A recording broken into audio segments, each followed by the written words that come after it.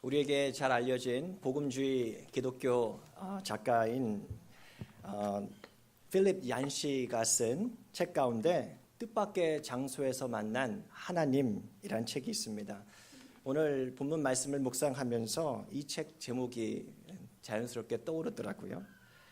여러분, 제목만 들어도 이 책이 어떤 책이구나라는 것을 대략 짐작해 볼 수 있지 않습니까? 보통 여러분들 하나님을 만난 사람들, 그들의 이야기는 어떻습니까?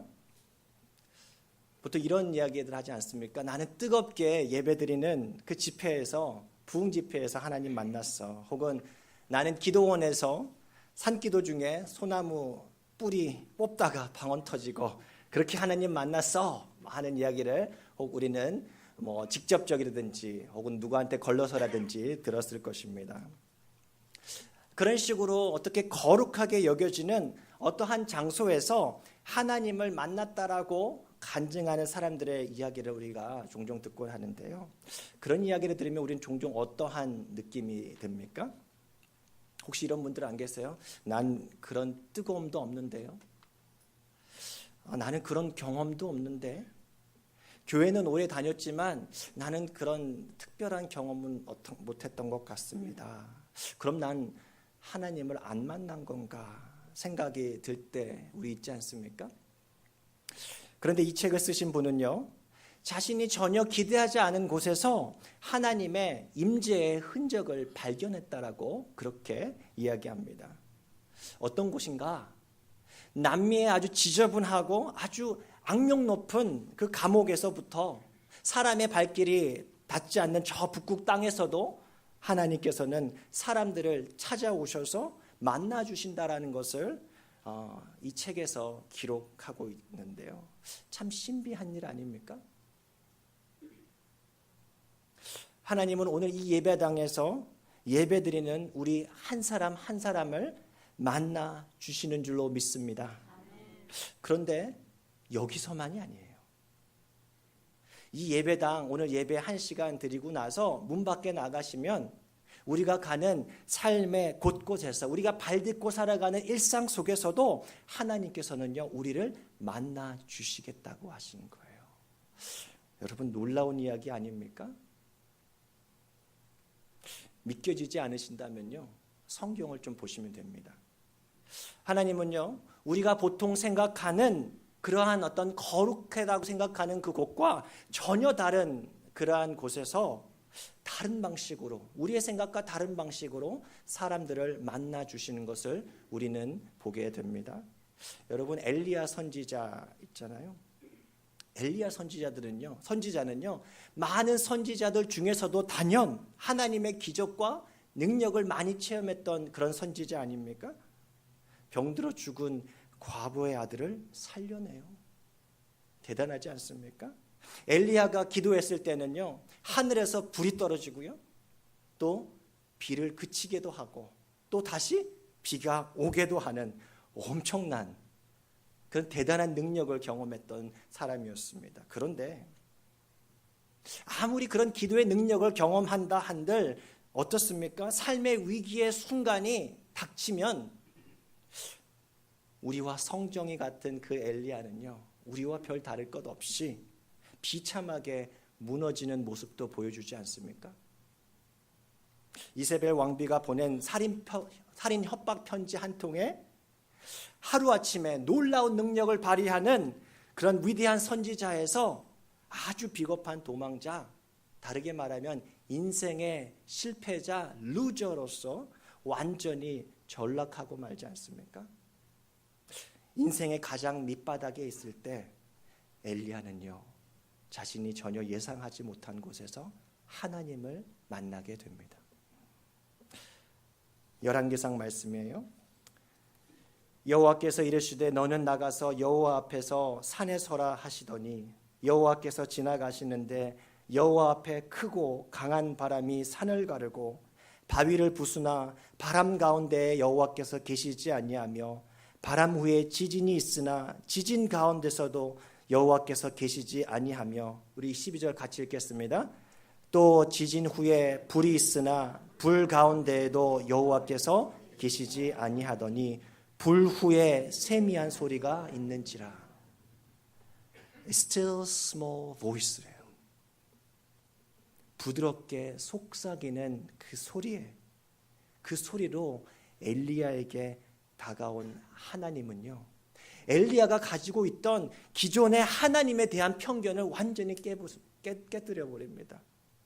엘리야는요, 자신의 기도로 사람을 살려냈는데 내가 불을 내릴 사람이라고, 내가 비를 그치고 비를 내리게도 했던 그런 대단한 자신의 그런 영적인 능력을 행사하는 현장에서만 하나님께서 살아 계신다고 생각했던 거죠. 하지만 어떻습니까? 엘리야의 인생의 가장 밑바닥을 지나는 순간 초라하게 서 있는 그의 가운데에서도 하나님께서는요, 그와 함께 계신다라고 가르쳐 주십니다.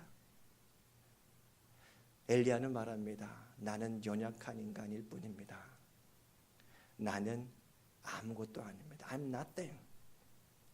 나는 이제 죽고 싶습니다. 그렇게 우울함 가운데 쓰러져서 죽기만 기다리는 그 광야의 로뎀 나무 그 아래로 오셔서 우리 하나님께서 엘리야의 지친 어깨를 어루만져 주신다.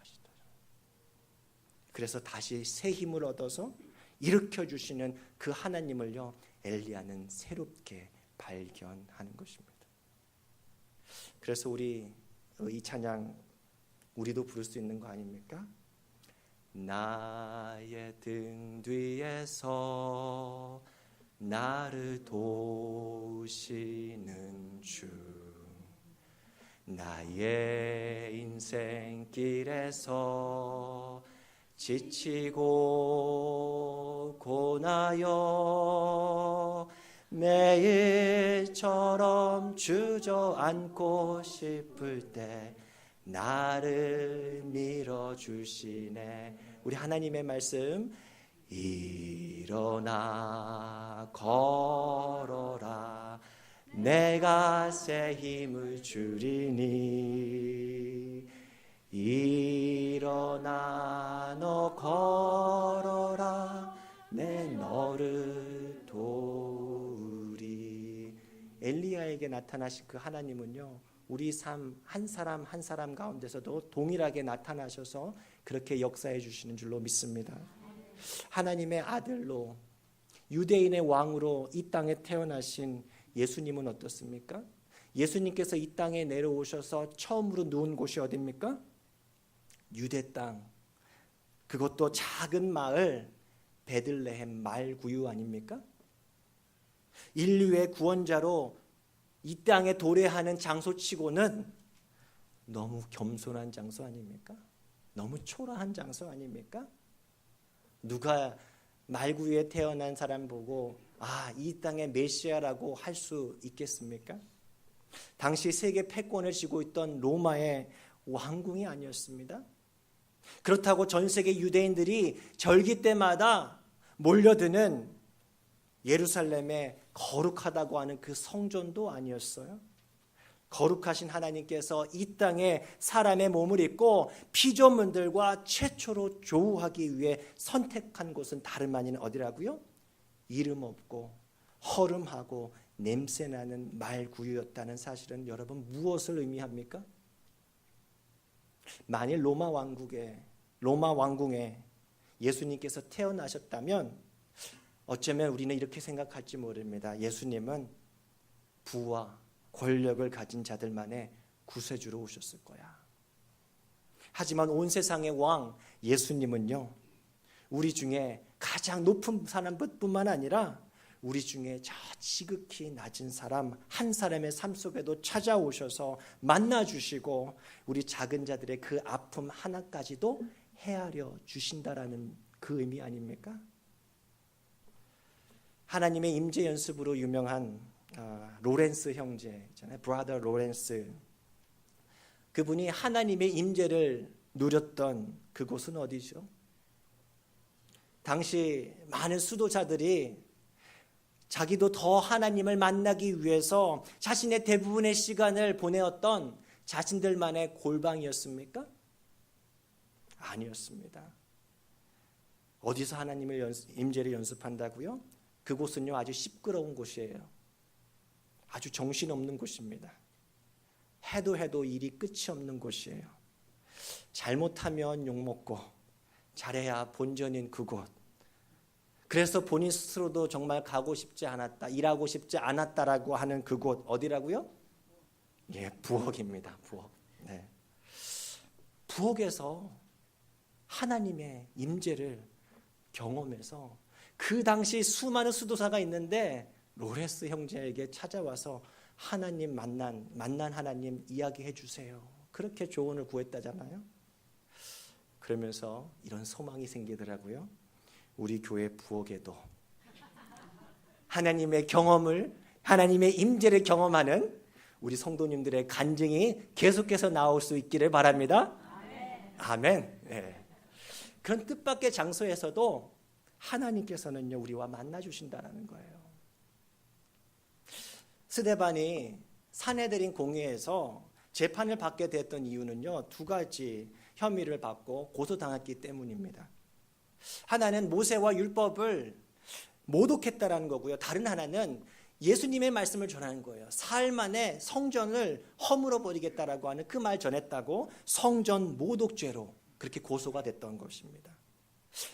근데 이것이 그냥 단순한 혐의가 아니라 그 당시 유대법으로 사형에 해당하는 중범이었거든요.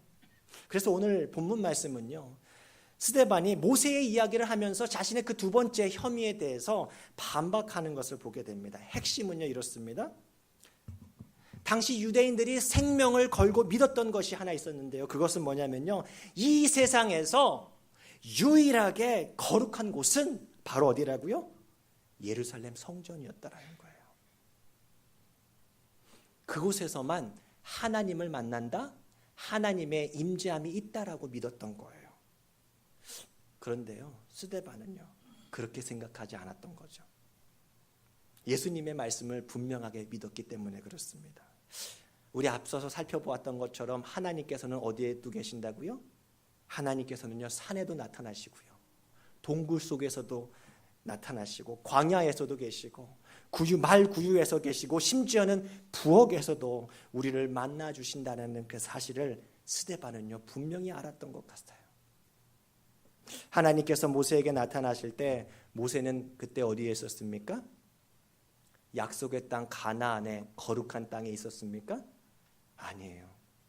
혹은 모세가 왕자로 있었을 때 승승장구하던 이집트에 있었을 때입니까? 그것도 아닙니다. 어디에 있었다고요? 이방인의 땅, 그것도 광야 한가운데 있었다라는 거예요. 무슨 말이에요? 하나님께서 우리가 생각하기에 전혀 뜻밖의 장소, 참 하나님은 저기에는 계시지 않을 것 같은 그 장소에 계셨다고 한다면 하나님께서는 이 세상 어디에서든지 자신을 드러내 보여서 사람을 만나 주신다라는 의미 아닙니까? 하나님께서 계신 그곳은요, 중요한 포인트는요, 하나님 거룩한 곳은요 그냥 성전 그 건물이 아니라 하나님이 계신 그곳 어디라도 그곳은요 거룩한 땅이 된다는 사실입니다. 오늘 말씀을 묵상하면서 하나님께서 우리가 예상하지 못했던 우리의 뜻밖의 그 장소에서, 삶의 장소에서 우리를 만나 주신다라는 것을 다시 한번 깨닫게 되는데요. 그리고 하나님께서 임재하시는 그 현장에는요 다음과 같은 세 가지 하나님의 성품을 경험하게 되는 것을 오늘 말씀은 가르쳐 주고 있습니다. 첫 번째, 하나님을 만날 때 경험되는 하나님의 성품은요 거룩입니다. 같이 읽겠습니다. 시작. 거룩. 여러분, 거룩은요, 거룩은 깨끗한 것 혹은 구별된 것 아닙니까? 거룩하신 하나님께서 계신 그곳이 거룩해지는 것은요, 깨끗해지는 것은요 당연한 이치입니다. 그리고 그곳에 있는 함께 있는 사람들 역시도 하나님은요 하나님을 닮아 거룩함을 요구하세요. 모세의 인생 120년을요 보통 40년씩 끊어서 이렇게 구분을 하는 것을 우리는 들어봤을 것입니다. 이집트 왕자로서의 40년을 어떤 인생이라고 하죠? something의 삶이었다. 그렇죠? 뭔가 특별한 존재로서의 삶이었다라고 말을 합니다. 그리고 미디안 광야에서의 40년은 어떤 인생이 됩니까? nothing의 삶이라는 거죠. 모든 것을 다 잃어버린 빈털터리, 나는 아무것도 아니로소이다. 출애굽한 후에 광야에서의 그 40년의 삶은 뭡니까? 그러면 everything의 삶이라고 얘기하죠. 모든 것이 가능했던 권능자로서의 삶을 이야기합니다. 그런데 모세가 언제 하나님을 만났다고요? 자신의 삶이 nothing일 때, 자신이 전혀 생각하지 못했던 그 장소에서 그 시간에 하나님께서는 모세는요 하나님을 만나는 것입니다. 마치 호렙산에서 절망 중에 나 이제 죽겠습니다 했던 엘리야가 뜻밖의 장소에서 세미야 임성 가운데서 하나님을 만났던 것처럼 오늘 모세도 시내산 광야에서 불에 타지 않는 떨기나무 한가운데서 하나님을 만난 거예요. 하나님을 만난 사람은요 두려운 나머지 바라보지 못하거든요. 그러한 모세를 향해서 하나님께서 이렇게 말씀해 주십니다. 내 발에 신을 벗으라. 내가 서 있는 곳은 거룩한 땅이니라. 당시에 그 종들이 자신의 주인이 사는 텐트나 처소에 들어가면 주인에 대한 존경 혹은 순종하는 그 마음을 담아서 자신의 신을 벗었다고 하는데요. 여러분, 신은요 우리가 뭐 금방 상상할 수 있었던 것처럼 그냥 샌들을 말해요. 오늘같이 어떤 구두가 아니라 그냥 샌들이에요. 한번 생각해 보세요. 먼지 날리는 광야를 걸어 다녔다. 뭐 신고? 샌들 신고. 얼마나 더러워져 있겠습니까? 모세의 발. 그 더러운 그 신발을 무엇을 의미합니까? 세상에서 때 묻은 죄의 더러움을 의미합니다. 그러니까 여기서 신발을 벗으라. 무슨 의미죠? 죄를 회개하라라는 얘기예요. 여러분, 하나님을 만난 사람은요, 이거는 누가 강요하지 않아도요, 자신의 죄를 회개하게 되어 있습니다. 빛이신 하나님 앞에 서게 되면요, 그동안 어둠 가운데 숨겨져 있던 모든 죄들이 낱낱이 다 드러나는 거예요. 하나님, 나는 죄인입니다. 그렇게 고백하게 되는 거죠. 회개는요, 거룩하신 하나님을 만난 사람들의 공통적인 반응입니다. 그리고 회개는요, 돌아서는 것을 의미합니다. 인생의 전환점을 맞이하는 것은 회개로부터 시작이 됩니다. 하나님을 만난 사람들의 이야기를 들어보면요, 대체도 이렇게 얘기해요. 이전에 제가 너무 좋아했던 것들이 있는데 그것 때문에 하나님 멀리 했는데 이제는 하나님을 만나고 돌아서는데 어떻습니까? 그것들에게서 자연스럽게 돌아서고 이제 하나님 때문에 내가 그렇게 좋아했던 것들이 멀어졌다. 그렇게 고백하지 않습니까? 찬송가 436장이에요. 주와 내 감추인 새 생명 얻으니 이전에 좋던 것 이제는 값없다. 하늘의 은혜와 평화를 맛보며 찬송과 기도로 주 안에 살리라. 산천도 조목도 새 것이 되었고 죄인도 원수도 친구로 변한다. 새 생명 얻은 자 영생을 누리니 주님을 모신 맘 새 하늘이로다. 아멘. 하나님을 만나고 회개한 사람은요, 삶이 새로워진다라는 거예요. 똑같은 하늘이 아니라 새 하늘이 되는 거예요. 똑같은 왼수들이 아니라 친구로 변하게 된다는 거예요. 정말 힘들지만 조금씩 이상하게 내가 바뀌는 것을 보게 됩니다. 세상이 바뀌게 되는 것을 봅니다. 똑같은 하루, 어떤 분 이야기 들어보니까 정말 불행하다 요즘. 목적 없이 보내는 그 인생이 하나님을 만나고 나의 이전의 것들을 회개하니까 이전에 내가 그렇게 좋아했던 것 하나님 때문에 다 내려놓으니까 어떻다고요? 너무 행복한 거예요. 찬양으로 영생의 소망으로 가득한 삶으로 변화되는 거예요. 거룩하신 하나님을 만나면요, 그렇게 거룩한 삶으로 변화가 되는 것입니다. 하나님을 만나는 곳에서 경험되는 두 번째 하나님의 성품은요, 연민입니다. 불쌍히 여기는 마음이라고 할 수 있겠습니다.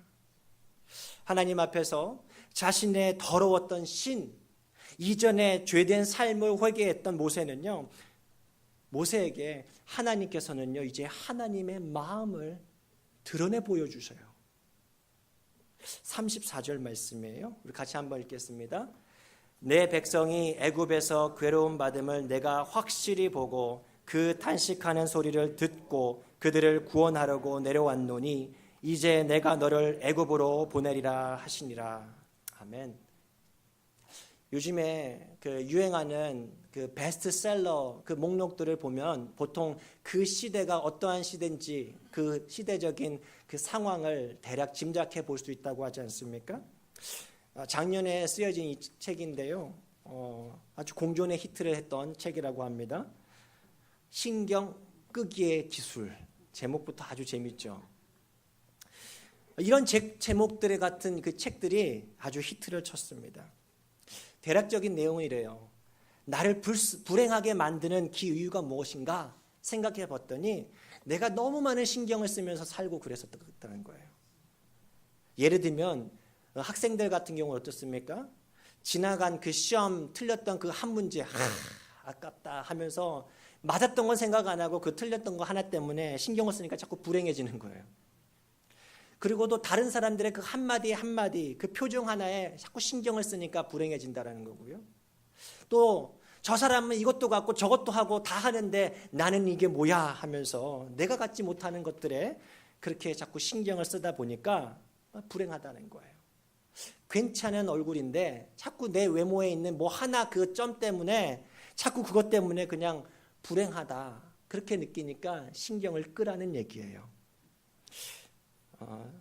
그래서 결국에 행복한 인생을 살기 위해서는 무엇이 나에게 중요한지 그것에 집중하라는 이야기입니다.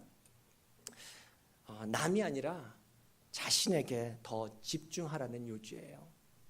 제가 오늘 책 선전하러 나온 거는 아니고요. 네. 이런 류의 책들이 그 요즘에 베스트셀러라는 거예요. 근데 무엇을 의미하는가? 이렇게 어떤 기자가 진단을 했더라고요. 이런 책들이 이렇게 베스트셀러가 된 이유는 오늘날 남들하고 비교하면서 상대적인 박탈감을 느끼는 사람들이 그래서 나는 불행하다고 생각하는 사람들이 정말 많다라고 하는 반증이다. 그럴듯하잖아요.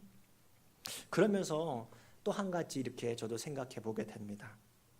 모세가 만약 이 책을 읽었다면 어땠을까? 그까짓 이집트 왕자의 자리가 뭐 되수야? 신경 끄고 이곳 광야의 삶에 만족하면서 살자 하지 않았을까요?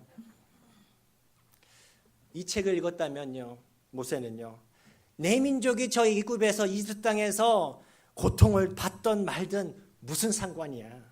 신경 끄고 여기서 양이나 치고 그렇게 나 행복하면서 살자 하지 않았을까? 오늘날의 시대 흐름이 그렇다라는 거예요. 남 신경 쓰지 말고 너 행복 찾아라는 얘기예요. 나에게 더욱 집중하라. 나를 비우라. 오늘 행복하게 내가 살아야 한다. 그렇게 말하는 거예요. 여러분 이 얘기를 들으면요, 아주 그럴듯해 보이는 말과 같습니다. 그런데 오늘 말씀을 묵상하는데요, 그게 다가 아니다 라고 하나님께서 말씀해 주신 것 같아요. 하나님께서는요, 어떻게 보면 오늘날의 이런 흐름과 정반대되는 말씀을 오늘 우리에게 해주시는 거예요. 세상에 관심을 끄라가 아니고 뭐라고요? 세상을 향해서 더 관심을 가져야 해. 어떤 관심이에요? 불쌍히 여기는 마음 가지라는 거예요. 왜 그렇다는 거죠? 하나님께서 그러셔서 내가 못 견디겠다. 죽음 가운데 죽어가는, 아픔 가운데 죽어가는 저 사람 내가 보니까 안 되겠다. 내가 괴로워서 안 되겠다라는 거예요. 자신들의 백성의 괴로움 가운데 살아가는 그 모습을 우리 하나님께서는요 견딜 수 없어 하세요. 소경 바디메오가 예수님께서 지나가실 때 다윗의 자손이여 불쌍히 여기소서 하는 그 울부짖음을요 우리 주님께서는요 외면하지 못하시다는 거예요. 신경 끄고 나만 행복하면 되는 그런 자세는요 하나님을 만난 사람들이 가지는 그런 마음이 아니에요. 아브라함에게 하나님께서 복을 주신 이유가 뭘까요? 혼자 복 많이 받고 행복하게 잘 살라는 것입니까? 정반대입니다. 내가 너에게 복을 주는 이유는 너를 통해 온 세상이 복을 받게 되는 것 때문에 그래. 너로 인해 세상의 복을 받는 것, 그것이 하나님의 뜻이라는 거예요. 우리에게 복을 주시는 이유가 하나님 뭐라고요? 우리를 통해서 내 옆에 있는 지체가 복을 받는 것, 그것이 하나님께서 우리에게 복을 주신 이유인 줄로 믿습니다. 하나님께서 예수 그리스도를 이 땅에 죄 많은 세상 가운데 보내주신 이유가 뭐예요? 한 가지예요. 세상을 너무 사랑하셨기 때문에, 그냥 내버려 두시지 못하셨기 때문에 그래요. 그래서 하나님을 만난 사람마다 하나님의 그 불쌍히 여기는 그 마음을 담게 되어 있습니다. 나 혼자 그냥 편안하게 살아도 되는데, 나는 이제 잘 먹고 잘 살 수 있는데, 왠지 힘들어하는 사람 보면 가만히 있을 수 없는 거예요. 돕지 않으면 그냥 불편한 마음이 드는 거예요. 누구에게 도움이 필요합니다. 그렇게 자원하실 분 하면요, 그냥 싫은데 자꾸 손이 자꾸 올라가는 거예요. 이렇게 막 이렇게. 하나님을 만난 사람은요, 좋은 이웃이 되어 주는 것입니다. 여러분, 근데 누가 좋은 이웃이죠? 강도 만난 자를 도와주었던 사람, 어떤 사람이었습니까?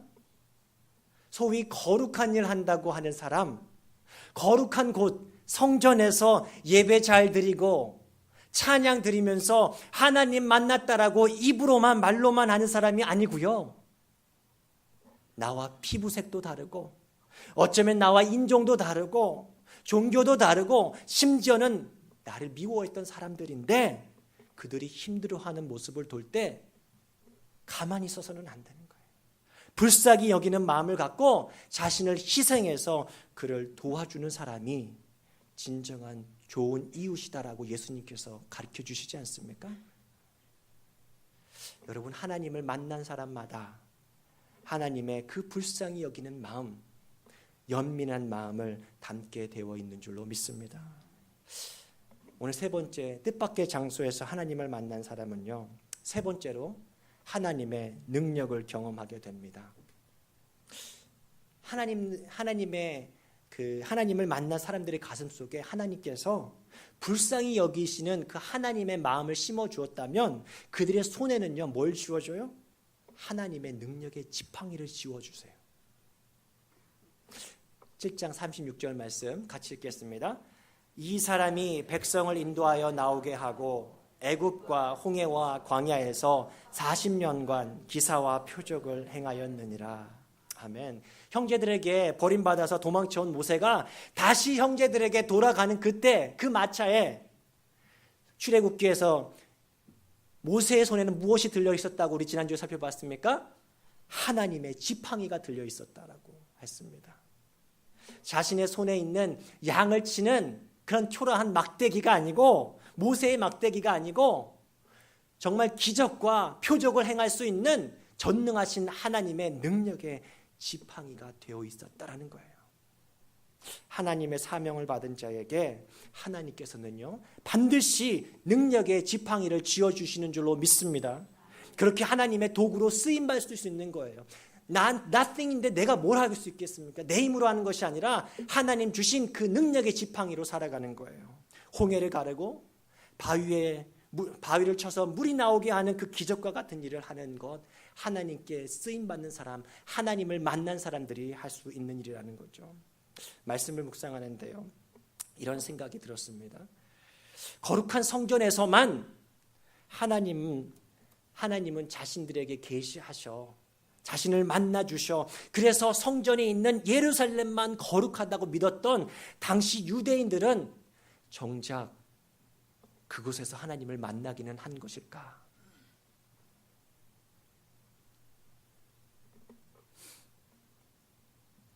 제대로 하나님을 만났더라면, 하나님께서 보내신 이 세상의 메시아로 보내신 예수 그리스도를 죽이는 어리석음을 범치는 않았을 것이에요. 여러분, 우리가 하나님을 진정 만난 사람이라고 한다면요, 우리의 삶은요, 만나기 전과 만남 후의 삶은 바뀌게 된 사람들입니다. 어떻게 바뀔까요? 나만 생각했었던, 신경 끄고 나만 행복하고자 했던 그런 삶, 이기적인 삶을 회개하고 내 이웃, 세상을 향해 불쌍히 여기는 하나님의 마음을 품게 된다는 거예요. 그리고 하나님의 능력의 도구로 쓰임받게 되면서 살게 됩니다. 여러분, 혹시 팀 하스라는 기업을 들어보셨습니까?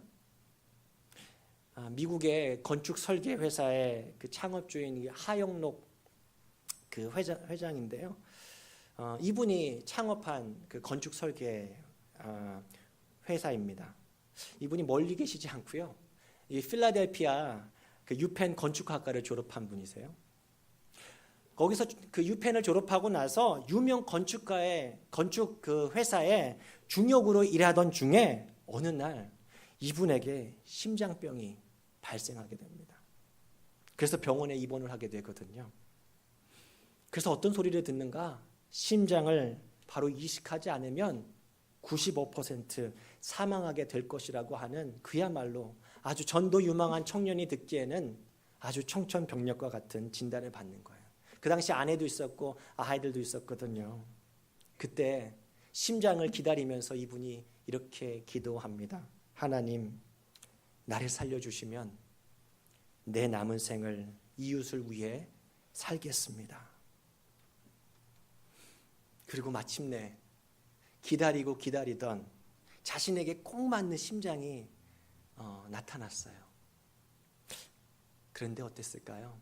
의사가 이제 와서 축하하면서 당신에게 맞는 심장이 왔다, 이제 바로 수술합시다 이랬는데, 무슨 소리를 듣냐면 자기 바로 옆 병실에 자신보다 더 급한 심장병 환자가 있다라는 얘기를 들었습니다.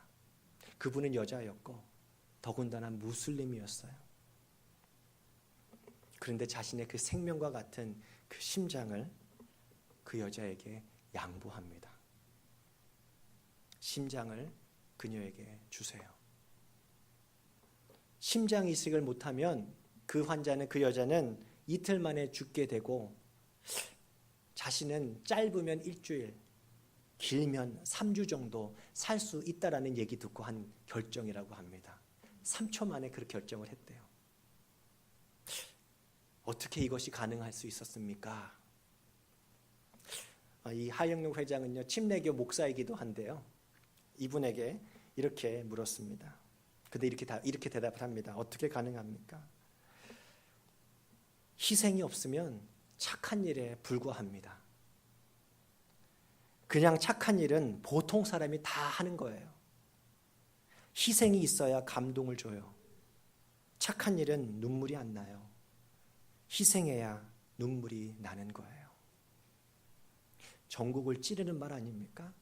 적당히 남에게 피해 주지 않고 이웃에게 피해 주지 않고 그렇게 살아가자 하는 것으로 만족하며 살고 있던 많은 사람들에게 전국을 찌르는 말이었습니다. 적당히 좋은 일 하면서 그렇게 사는 것과 나를 희생하는 것은 다르다라는 얘기예요. 자신의 심장을 양보한 이후에 꼭 일주일 후에 이분이 혼수 상태에 빠지게 됩니다. 그래서 병원 의사들이 들어오면서 저 사람 아직도 살아있어? 언제 죽나? 그 카운트만 하고 있었던 그 시기라고 합니다. 그런데 정말 기적같이 알코올 중독으로 사망한 그 한 사람의 그 심장을 이식받아서 이분이 살아나는데요. 살아난 후에 하나님께 서원했던 그 약속 지켰을까요? 네. 하나님께 서원한 대로 자신의 차고에 그 컴퓨터 한 대로 사업을 시작을 합니다. 회사의 목표는 이웃을 섬기는 회사. 그것이 목표라는 거예요. 그리고 지금은요, 각종 건축상을 아주 휩쓰는 청년들이 일하고 싶은 미국의 100대 기업에 뽑혔다라고 합니다. 여러분, 그것 어떻게 가능할 수 있을까요? 기자가 이분에게 당신에게 심장은 무엇입니까? 이렇게 아주 얄궂은 질문을 했습니다. 그랬더니 이렇게 대답을 합니다. 이웃이 중요하지 않다고 생각하며 살았던 나에게 내 이웃의 심장이 없이는 한 번의 숨도 편히 쉴 수 없다는 것을 알게 해준 하나님의 담보물입니다. 다시 한번.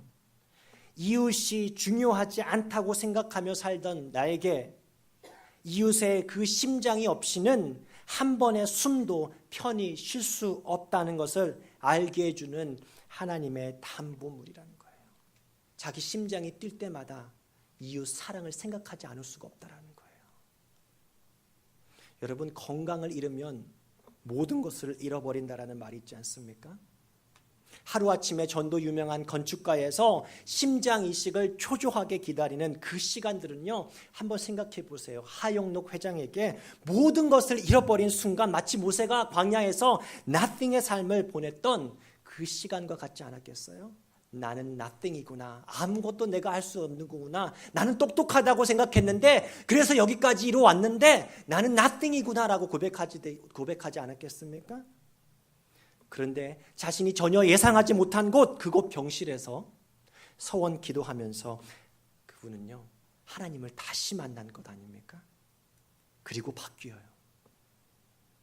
남에게 피해만 주지 않으면 괜찮지 하는 마음, 이웃의 도움 없이도 잘 살 수 있다고 하는 그 마음에서 자신의 심장이 뛸 때마다 자신의 것을 희생해서 이웃을 섬기는 마음으로 변화됐다라는 거예요.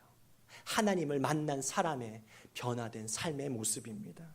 이웃을 위해 존재하는 회사는요, 어떻게 보기에는, 얼핏 듣기에는요, 아주 좋지만 금방 망할 것 같지 않습니까? 감히 그냥 쉽게 할 수 있겠어요? 나도 이웃을 위한 사업 한번 해보겠다? 쉽지 않을 거예요. 그런데 하나님께서 그렇게 허무맹랑한 목표를 가지고 시작한 그 회사를 사용했다라는 거죠. 왜 그랬을까요? 전 이런 생각이 들어요. 하나님의 마음에 들어서. 어떤 마음이에요? 어려운 이웃을 불쌍히 여기는 그 하나님의 마음. 그 마음을 가지고 살아가는 하나님의 손에 무엇이 들려있다고요? 하나님의 지팡이가 들려있기 때문에 그런 거예요. 오늘 혹시 이 시간 예배 드리러 올 때마다 혹 습관적으로 오신 분들 계십니까? 오늘 이 예배당이 하나님을 만나는, 새롭게 만나는 자리가 되기를 진심으로 바랍니다. 하나님의 거룩과 하나님의 그 연민함과 하나님의 그 능력을 삶 속에서 경험하며 살아갈 수 있게 되기를 진심으로 바랍니다.